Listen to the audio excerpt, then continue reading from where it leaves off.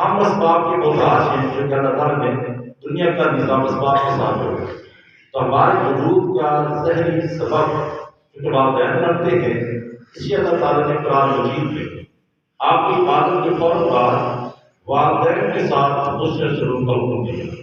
فرمایا اللہ تعبدوا الا ایاہ وبالوالدین احسانا، آپ کے رب نے یہ فیصلہ کیا ہے اس کے سوا کس کی عبادت نہ کرو اور والدین کے ساتھ احسان اور بڑائی کرو۔ والدین کے جو حقوق ہیں، کچھ حقوق ہیں جو ان کی زندگی میں ہم نے پورے کرنے ہوتے ہیں، اور کچھ وہ حقوق ہیں جو ان کی وفات کے بعد ہم نے ادا کرنے ہوتے ہیں۔ زندگی کے حقوق تو آپ اکثر برباد سے سنتے رہتے ہیں کہ والدین کا ادب احترام کیا جائے، ان کی اطاعت اور فرمانبرداری کی جائے، اور ان کی خدمت کی جائے، اور ان کی دعائیں دی جائے۔ یہ وہ حقوق ہیں جو ہم نے زندگی میں پورے کرنے ہوتے ہیں، مگر ان کی وفات کے بعد جو حقوق ہمارے پر عائد ہوتے ہیں، ادھر ہماری توجہ کم ہوتی ہے۔ آج چند لمحات میں ہم اسی پر تھوڑی سی روشنی ڈالیں گے۔ والدین کے حقوق جو وفات کے بعد اولاد پر عائد ہوتے ہیں، پہلا حق یہ اس کا نام ہے تجہیز التکفین، غسل، کفن، جنازہ اور دفن کرنا۔ ان سارے مراحل کو ہم تجہیز التکفین کا نام دیتے ہیں۔ یہ والدین فوت ہو جائے، باپ فوت ہو جائے، اولاد خود اپنے ہاتھوں سے غسل دے، ماں فوت ہو جائے، بیٹی اپنے ہاتھوں سے غسل دے۔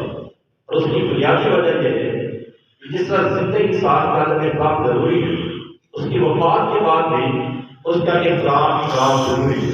مجھے بتائیے، باپ کی میت کو بیٹا جب غسل دے یا ماں کی میت کو بیٹی جب غسل دے گی، تو جس ہمدردی اور احترام کے ساتھ وہ جسم کو ملے گی اور پہلو بدلے گی، پانی بہائے گی، اور اس ہمدردی اور خیرخواہی بیٹے کو باپ کے ساتھ ہے، کسی اور کو اس مرتبہ کے ساتھ نہیں ہو سکتی۔ ہمارا تجربہ مشاہدہ یہ ہے، جب بیٹا باپ کو غسل دیتا ہے اور اس وقت اس کی آنکھوں سے آنسو جاری ہوتے ہیں اور اس زبان کے حال سے کہہ رہا ہوتا ہے کہ اے اللہ، میں نے اس کے زہر کو پاک کر دیا تو اس کے بعد زہر کو پاک کر دیا۔ لہٰذا جس ہمدردی خیرخواہی کے ساتھ بیٹا باپ کو، بیٹی ماں کو غسل دے سکتی ہے، کوئی اور کرایہ کا ساتھ نہیں دے سکتا۔ لہٰذا یہ والدین کا حق ہے، اولاد کو انہیں غسل دے۔ اس کے بعد کفن ہے۔ کفن میں عام طور پہ ہر رنگ کا کپڑا کفن دینا جائز ہے، مگر سفید کپڑے میں کفن دینا زیادہ پسندیدہ ہے۔ اس کی بنیادی وجہ یہ ہے کہ یہ دیکھ بھال ہوا کرتی ہے کہ اللہ، آپ نے اس کو غسل دیا اور اس کے بیل کی جڑ کو دور کر دی، اے اللہ اس کے نام اعمال کی سیاہی کو بھی آپ دور کر دیں اور اس کے نام اعمال میں سے صاف شفاف بنا دیں جیسے کپڑا سفید ہے۔ تو ریاست اس کے بعد اچھا ایک بات درمیان میں سماعت فرمائیں۔ عام طور پہ کفن کے اوپر کچھ تاہیرات لکھنے کا رواج، قرآنی آیات، کلمہ شریف، جب مقدس کلمات لوگ لکھتے ہیں تو حق یقین اور علماء سے منع کرتے ہیں، اور وہ منع کرنے کی وجہ یہ ہے اور سمجھ میں بھی آتی ہے کہ جب میت کو ہم قبر پہ رکھتے ہیں تو چند دنوں کے بعد وہ ٹوٹ جاتا ہے، پھٹ جاتا ہے، وراثت پھیل جاتی ہے، گندگی پھیل جاتی ہے، ان مقدس کلمات کی بیانی ہوتی ہے۔ اس لیے بجائے کفن پہ لکھنے کے کلمہ دل میں اتاریے۔ اگر ایمان دل میں ہے تو قبر آپ کے جنم کے بعد پڑ جائے گی اور تحت نگاہ وسیع ہو جائے گی۔ اگر دل میں ایمان پر سوچا نہیں ہے، اس کو خاص بہتر نہیں ہے، بلکہ بےحدی ہے۔ ان کلمات کی جب میت پھٹے گی تو وراثت پھیلے گی، ان کلمات کی بے احترامی ہوگی۔ یاد رکھنا، کفن دینے کے بعد پھر اب اس کا مرد آگے ہے جنازہ کا، ایک ہے جنازہ اٹھا کے لے جانا۔ اس کو بھی شریعت میں طریقہ بتایا ہے کہ ہمیشہ میت کا سر آگے رکھیں تاکہ پیچھے رہے۔ ابتداء 4 وقت کریں گے۔ اب دوسرے بندے جب جنازہ پکڑنے کے لیے آگے بڑھے تو سامنے میت کا سر ہے، ادھر والا کندھا میت کا دائیں ہے، اٹھانے والا بندہ بھی اپنا دائیں کندھا دے ساتھ کی جائے اور 10 قدم ہی چلے، 2 دن کبھی چلنے دے 10 قدم، پھر یہ بندہ واپس آ جائے۔ دوسری سائڈ پہ میت کا دائیں پاؤں، اٹھانے والے کا دائیں کندھا، پھر یہ 10 قدم چلے، پھر یہ آگے آ گیا بائیں آ گیا، میت کا بھی بیان کرتا، اٹھانے والے کا بھی بیان کرتا، پھر یہ 10 قدم چلے، یہ پھر اور پیچھے آ جائے، میت کا بیان پاؤں، اٹھانے والا کا بیان کرتا، پھر یہ 10 قدم چلے، لوگ اس کو چلنے دیں، کیونکہ حدیث مبارکہ ہے کہ مسلمان کسی جنازے کو 40 قدم کرتا لے کے چلے گا، اللہ تعالیٰ کی 40 کبیر اللہ کو معاف فرما دے. اور یہ اسی صورت میں ممکن ہے جب ساتھ آگے رکھا جائے، اگر آگے رکھی جائے سنت کے مطابق عذاب نہیں اٹھا سکتے. اس میں جو اشکال پیدا ہوتا ہے، جس کی بنیاد لوگ بار بار 4 5 لوگ بدلتے ہیں، وہ یہ کہ ہم اگر ادھر جانا چاہ رہے ہیں تو ہمارے کام کے ذریعے سنت میں ہوگی، تو قبلے کا اعتراف کرنا تھا. سنیے، شریعت اسلام میں ہمیں کعبے کا احترام سکھایا ہے، تعظیم کو کم دی ہے. یہی وجہ ہے کہ ہم ادھر ٹانگے دھرا کر سو نہیں سکتے، قبلہ کی طرف. یہی وجہ ہے کہ ہم قبلہ کی طرف منہ کر کے پیشاب نہیں کر سکتے، ادھر منہ کر کے تھوکنے کی اجازت نہیں ہے، کیونکہ کعبے کا احترام ضروری ہے. لیکن یہ زندہ انسان کے لیے اور خصوصاً زندہ انسان کی مسئلہ سماعت فرمائیں. ایک بندہ بیمار ہے، وہ رکوع سجدے سے نماز نہیں پڑھ سکتا، اسے اشارے سے نماز پڑھنی ہے. تو فقہاء نے جو طریقہ لکھا اشارے کی نماز کا کہ میت کو اس کے میت یعنی وہ بیمار مریض آدمی ہے، اس کے پاؤں ایسے لمبے کی رسم ڈال دو، اس کے پیچھے موٹا سا گدا رکھ دو اور ایسے اس کو بیمار ہو اور ایسے وہ قبلہ کا منہ کر کے اشارے سے نماز پڑھے گا. اب اس نماز کی تاکیدی کا اس کو شریعت بتا رہی ہے. اور ویسے بھی آپ کو معلوم ہونا چاہیے ایک انسان کا مقام مرتبہ یہ کعبے سے بلند ہے. خود نبی علیہ السلام نے طواف کے دوران بیت اللہ کو مخاطب ہو کے فرمایا، بیت اللہ میں جانتا ہوں تو اللہ کا گھر ہے، صرف اللہ کی رحمتوں کا نزول ہے، لیکن انسان کی عزت آبرو اس کا تقدس مجھ سے زیادہ بہتر ہے، زیادہ ہے. لہٰذا ایک انسان سے مقام و مرتبہ بیت اللہ سے زیادہ ہے. اسے تو کہا جاتا ہے کہ اور حدیث اگر آپ مزید اس کی وضاحت دیکھنا چاہیں، مکہ فتح ہوا ہے، نبی صلی اللہ علیہ وسلم بیت اللہ کی چھت پہ چڑھ جاؤ، رضا کہو. حضرت بلال حبشی رضی اللہ تعالیٰ نے بیت اللہ کی چھت پر کھڑی کر بات کہی تو سب بلال کو پڑھتا قبلہ دیجیے تھا. یہ مشاہدہ ہو گیا، دنیا نے اپنی آنکھوں سے دیکھا. تو دوستو، ہم نے شریعت کو ماننا، اس شریعت نے ہمیں کعبے کی تعظیم اور احترام حکم دیا، اسی شریعت نے ہمیں جنازہ اٹھانے کا بھی کبھی ہوتا ہے. لہٰذا کوئی فرق نہیں پڑتا اگر آگے میت کی قبلہ کی کامیابی ہو جائے، آپ نے سر ہمیشہ آگے رکھنا ہے. آگے اس کے بعد جنازہ میں پہنچ گیا. اب شریعت کیا کہتے ہیں، کون پڑھائے گا؟ تو شریعت کا ذوق یہ ہے، تعلیم یہ ہے کہ میت کا اگر اپنا کوئی عزیز یعنی اس کا بیٹا جنازہ پڑھانے کی صلاحیت اہلیت رکھتا ہے تو آگے بڑھے اور خود جنازہ پڑھائے. اور اس کی بنیادی وجہ یہ ہے کہ جنازہ بنیادی طور پر بخشش کی دعا ہے. کبھی آپ نے غور کیا کہ جنازے میں یہ جو حقیقت ہے اور حیات ہے وہ ساری کی ساری دعا ہے.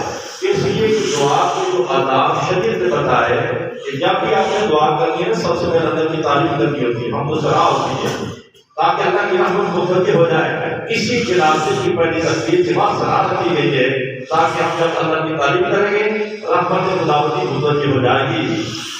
دعا کی قبولیت کے لیے درود شریف شرط ہے. حدیث پاک ہے جس دعا کے ساتھ درود شریف پڑھ کیا جائے وہ دعا قبول ہو جاتی ہے، رد ہو جاتی ہے. اسی جنازے کی دوسری تکبیر کے بعد درود شریف رکھا گیا تاکہ ہم دعا آگے مانگے گی، دعا قبول ہو جائے گی. اسی تکبیر کے بعد محبت کی جامع دعا ہے. اس دعا کے بارے میں علماء نے لکھا، ساری قرآن کے علماء فقہاء مفتی محقق جمع ہو جائیں، اپنی سوچ اپنے فہم سے ایسی دعا کو نہیں بنا سکتے جو 1400 سال پہلے قبل والے نے تعلیم فرمائی. ایسی جامع خصوص دعا ہے کہ پوری امت اس میں شامل کر دیا گیا. اللہم اغفر لسیدنا ومیتنا وشاہدنا وغائبنا وصغیرنا وکبیرنا وذکرنا وانثانا. مجھے بتائیے پوری امت اس میں داخل ہو گئی. لہٰذا یہ دعا پڑھی جائے گی. تو اس کے بعد چوتھی تکبیر بعد سلام ہوتے ہیں. اب دعا کا ایک مطلب یہ بھی ہے کہ دعا دل کی حضور کے ساتھ، حضور قلب دل کے جذبات کے ساتھ دل کی گہرائی کے ساتھ دعا کی جب قبول ہوگی. مجھے بتائیے باپ کی میت ہو اور بیٹا جب تم جنازہ پڑھائے گا اور کسی تقریب میں جب وہ دعا شروع کرے گا تقریر کے بعد اللہم اغفر لحینا ومیتنا لفظ میت زبان سے نکلا اور میت کے نظر پڑی تو باپ تھا. اسی وقت بیٹے کا احساس ہو گئے جان ہو گئے اور اس کی دل کی گہرائی سے دعا نکلی. اللہ تعالیٰ سے دعا کی برکت سے کہنا سے کسی کوئی اگر اولاد کی ہے تو جنازہ پڑھائے. جنازہ پڑھانے کے بعد پھر اس کے بعد تدفین کا مرحلہ ہے اور تدفین اس میں بھی اصولی جو چند باتیں ہیں. مثال کے طور پر اگر وہ میت عورت ہے تو پھر تو اس کا مرد بھی اس کو قبر میں اتارے گا. اگر مرد ہے کوئی بھی اس کو قبر میں اتار سکتا ہے لیکن اس مرد میں جو نیک پرہیزگار بندے ہیں انہیں کہا جائے کہ تم اس میت کو قبر میں اتارو. وہ ہے کہ اوپر والے سپاہی کی حیثیت سے اللہ کے سپرد کر رہے ہوتے ہیں. اور میت کو قبر میں رکھنا کیسے ہوتا ہے اس کے اصول یہ کہ اس کو درمیان میں سرد میں کروٹ کے بعد آپ رکھنا. عام طور پہ میت کا سلسلہ بتا دیتے ہیں اور اس کا چہرہ کے اوپر پھیر دیتے ہیں. یہ خلاف سنت ہے. سنت یہ کہ دائیں کروٹ میں اس کو قبر میں نکالیں. اس پر سوال کر ہوتا ہے کہ میت دائیں کروٹ پہ کیسے ٹھہر سکے گی یا ادھر گرے گی یا ادھر گرے گی. تو فقہاء نے اس کو لکھا اگر تو آپ اس کو قبر کی سنٹر میں رکھ رہی ہیں تو پیچھے کی چیز رکھ رہے ہیں دائیں کروٹ بن جائے گی یا کسی دیوار کے ساتھ لگا دیں گے تاکہ وہ دائیں کروٹ بن جائے. اس میں حکمت کیا ہے؟ ایک تو زندہ انسان کے لیے سنت طریقہ دائیں کروٹ میں سونا ہے اور میت کو بھی ہم سنت کے مطابق دائیں کروٹ میں جب بٹھائیں گے اللہ تعالیٰ اپنے بندے کو دیکھیں گے. اس بندے کو دیکھیں گے میرے محبوب کے طریقے پہ لیٹا ہوا ہے. محبوب کی یاد آئے گی رحمت میں جوش آئے گا اور چل جائے. اس بات کو سمجھنے کے لیے آپ ایک واقعہ سے بات کرنا ہے. ہندوستان میں ایک گڑیا میں دروازے پہ کھڑی تھی. سامنے سے نوجوان گزرا. اس عورت نے اس نوجوان کو اس کو بلایا پھر اس کو پیار کیا پھر اس کو بٹھایا کچھ کھلایا کچھ پلایا اور کچھ پیسے بھی دیے. ساتھ میں کہا کہ بیٹا جب تم اس گلی سے گزرو نا مجھے مل کے جانا. نوجوان نے کہا کہ ماں میں تو آپ کو جانتا نہیں کہیں آپ کو تو نہیں بھیجے. بیٹا جی میں بھی آپ کو نہیں جانتی. بیٹا آپ مجھے جانتی نہیں ہے کہ آپ نے یہ مجھے بلایا اپنے محبت کی اظہار کیوں کیا اور ایسا کرنے کے لیے کیوں کہا. اور عورت نے جواب سنو کہنے لگے کہ میرا ایک بیٹا تھا اور جوان عمر تھا 13 ہم شکل تھا. پچھلے سال اس کے انتقال ہو گیا. جب میری گلی سے گزرا میری نظر تیرے چہرے پہ پڑی مجھے آپ کا بیٹا یاد آ گیا. میں نے جو کچھ کیا کہ ماں کی مامتوں کے ہاتھ میں مجبور ہو کے کیا. علماء نے لکھا کہ وہ خاتون آپ نے بیٹے کے ہم شکل لڑکے کو دیتی ہے اس کی مامتا میں جوش آتا ہے. اللہ تعالیٰ جب کسی بندے کو محبوب کے طریقے پہ لیٹا ہوا دیکھیں گے محبوب کی یاد آ گئی اور رحمت میں جوش آئے گا بخش کرنا سمجھ آئے گا. اس کے بعد آپ کو معلوم ہے کہ میت کو جب ہم قبر میں رکھ دیتے ہیں قبر وقت کا دی جاتی ہے. سنت یہ کہ 3 لمبے مٹی کے ہاتھ کے ہاتھ بندہ قبر پہ ڈالے اور قرآن مجید کی ایک ہے 3 جملوں پر مشتمل ہے اس کو بتاؤ دعا پڑھے. منہا خلقناکم وفیہا نعیدکم ومنہا نخرجکم اخری. یہ 3 جملے ہیں. علماء نے لکھا اس پورے قرآن میں اس آیت کو بطور دعا یہ قبر کی تدبیر کے ابتدا کیوں پڑھا گیا. اس کا وجہ یہ ہے کہ آپ کو اس مختصر وقت میں آپ کو اپنی طرح سمجھانا ہے کہ اسی مٹی سے ہم نے تمہیں پیدا کیا تھا اسی مٹی میں ہم تمہیں لوٹا رہے ہیں اور اب مرنے کے بعد پناہ نہیں ہے. ہم تمہیں دوبارہ یہاں سے نکالیں گے اور معاشر میں لائیں گے. حساب و کتاب ہوگا جزا سزا ہوگی پھر جنت جہنم میں جانا ہوگا. یہ ساری باتیں اس مختصر وقت میں آپ کے دل دماغ کو ساتھ میں مقصود ہے. اس کے بعد مقصد یہ ایک بندہ ساتھ کی جانب آئے ایک پاؤں کی جانب آئے ساتھ کی جانب میں بندہ آئے گا تو بندہ کا پہلا رکوع الفراقین سے شروع کر کے اوپر مفلحون تک پڑے گا. جو پاؤں کی جانب کھڑا تھا وہ آخری رکوع سے بکرا کا آمن رسول سے لے کر اینڈ تک پڑھے گا. اور سوال یہ پیدا ہوتا ہے کہ جس بندے نے ساتھ کی جانب پہلا رکوع پڑھا اور سبھی پورا رکوع نہیں پڑھا اگلی آیتیں چھوڑ دی گئی اور جس نے پاؤں کی جانب آخری رکوع پڑھا اس نے پہلی آیت رکوع کی چھوڑی ہے. اس نے سال والے نے آخری آیتیں چھوڑی اور پاؤں والے نے پہلی آیت کو چھوڑی تو غور فرمایا کہ پہلے رکوع جو سورۃ بقرہ ہے اس کا اختتام ہوتا ہے فَلَهُمْ عَذَابٌ عَظِيمٌ پر، لفظ عذاب عظیم پر ہے جس کا اینڈ ہے، اور جو آخری رکوع ہے اس کی ابتدائیات میں لفظ آ رہا ہے وَيَغْفِرُ لِمَن يَشَاءُ وَيُعَذِّبُ مَن يَشَاءُ، اللہ جس کو چاہے معاف کرے جس کو چاہے عذاب دے۔ تو رکوع آخری رکوع کی پہلی آیت میں عذاب کا ذکر اور پہلے رکوع کی آخری آیت میں عذاب کا ذکر ہے۔ اللہ تعالیٰ بندوں کو یہ پیغام دینا چاہتے ہیں جس بندے کو موت کا تنقید کرنا دی گئی، سنت کے مطابق غسل ہوا، سنت کے مطابق کفن دیا گیا، سنت کے مطابق جنازہ اٹھایا گیا، سنت کے مطابق اس کا جنازہ پڑھا گیا، سنت کے مطابق اس کو قبر میں اتارا گیا، اس کو عذاب کہتے نہ سناؤ ہم اس کو معاف کر دیں، عذاب کہتے نہ سناؤ۔ یہ ہے وہ حکمت پھر آیات کے پڑھنے کی۔ بہرحال یہ طریقہ تفریح ہے۔ اب اس کے بعد آئیے کہ مرنے والے والدین کے مرنے کے بعد جو پیدا کا تجدید و تفریح، دوسرا ان کی قرض کی ادائیگی ہے، اور تیسرا حق اگر وہ وصیت کر گئے ہیں اس پر عمل درآمد ہوگا، اور اس کے بعد ان کی میراث کو، ان کے ترکے کو، وراثت کو شریعت کے مطابق تقسیم کیا جائے گا۔ ہمارے یہاں جو جرم ہے وہ یہ کہ باپ اپنی زندگی میں کون کے دار بیٹوں کے نام کروا دیتے ہیں، بیٹیوں کو محروم کر دیتے ہیں۔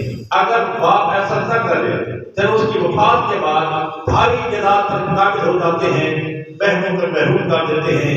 یہ بہت بڑا ظلم ہے، بہت بڑا جرم ہے، بہت بڑا گناہ ہے، اس سے توبہ کرنے کی ضرورت ہے۔ قرآن مجید میں ایت میراث میں جس طرح اللہ تعالیٰ نے بیٹوں کا حصہ مقرر کیا، وہاں بیٹوں کا حصہ بھی مقرر کیا، فرمایا یوصیکم اللہ فی اولادکم، اللہ تمہاری اولاد کے بارے میں حکم دیتا ہے للذکر مثل حظ الانثیین، ایک مرد کا حصہ دو عورتوں کے حصے کے برابر ہے۔ اس باپ کے تم بیٹے ہو اسی باپ کی وہ بھی بیٹی ہے، تم اگر میراث کی حقدار ہو وہ بھی اس میراث کی حقدار ہے۔ کبھی بھی بہنوں یا بیٹیوں کے حصے کو ان سے ان کو حصے سے معلوم نہ کیا کرو، یہ بہت بڑا ظلم ہے۔ اس کے بعد جو آخری کام ہم سب سے کرنا ہوتا ہے وہ ہے مرنے والوں کی مغفرت کی دعا۔ تاحیات ہمیں یہ دعائیں کرنی ہیں۔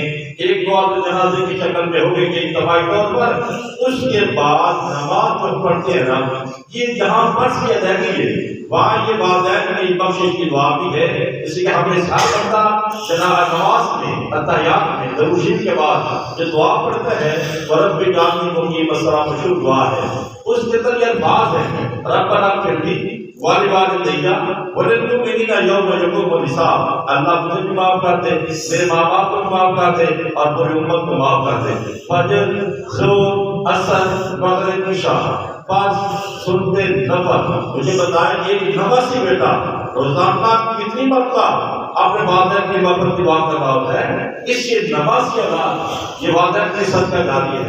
روایات میں آتا ہے کہ بیٹا نماز ادا کرتا ہے، والدین کی مغفرت کی دعا کرتا ہے، جب والدین کے درجات جنت میں بلند ہو جاتے ہیں وہ کیسے اللہ ہم نے تو کوئی ایسا عمل نہیں کیا کہ درجات کی بلندی کیسی؟ جواب ملتا کہ تمہارے بیٹے نے دعا کی ہے، اس کے سجدے سے ہم نے اپنے آپ کے درجات کو بلند کر دیا۔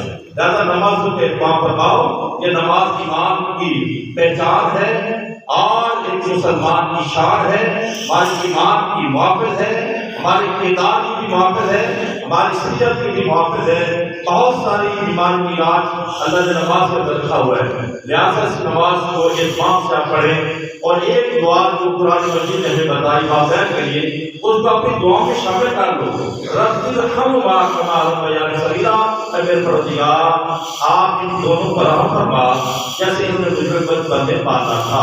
اس دعا کو یاد کر کے اپنی دعاؤں میں شامل کریں۔